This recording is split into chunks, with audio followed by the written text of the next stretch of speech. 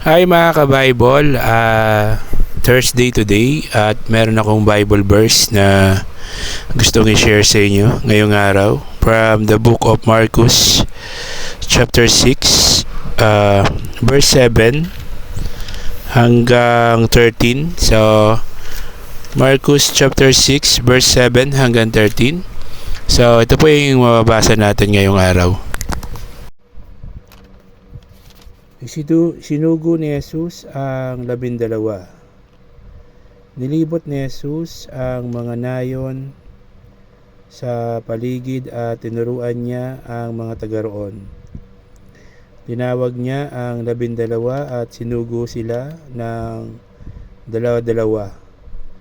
Sila ay binigyan niya ng kapangyarihang magpalayas ng masasamang espiritu at pinagbili ng sa inyong paglalakbay, huwag kayo magdadala ng anumang maliban sa tungkod. Huwag din kayong magdadala ng pagkain, bag o pera. Magsuot kayo ng sandalyas, ngunit huwag kayo magdadala ng bisan. Sinabi rin niyan sa kanila, kapag kayo ay pinatuloy sa isang bahay, manatili kayo roon hanggang sa inyong pag-alis sa bayang iyon. Kung ayaw kayong tanggapin o pakinggan sa isang bayan, umalis kayo ron at ipagpag ninyo ang alikabok sa inyong mga paa bilang babala sa mga taga roon. Humayo nga ang 12 at nangaral na ang mga tao ay dapat magsisi at tumalikod sa kanilang mga kasalanan. Pinalayas nila mga demonyo mula sa mga sinasapian ng mga ito. Pinahira nila ng langis ang maraming may sakit at pinagaling ang mga ito. So, yun po yung mensahe sa atin ngayong araw ng Marcus chapter 6 verse 7 hanggang 13. Sana po is nagustuhan nyo yung mensahe na binasa ko ngayong araw para sa inyo, at kung nagustuhan nyo, please follow, like, and share the videos at subscribe din kayo sa aking YouTube channel. So magsisi at talikuran ang ating mga kasalanan dahil ang second coming ng Panginoong Hesukristo ay malapit na pong dumating. Magpabautismo sa tubig para sa kapatawaran ng kasalanan.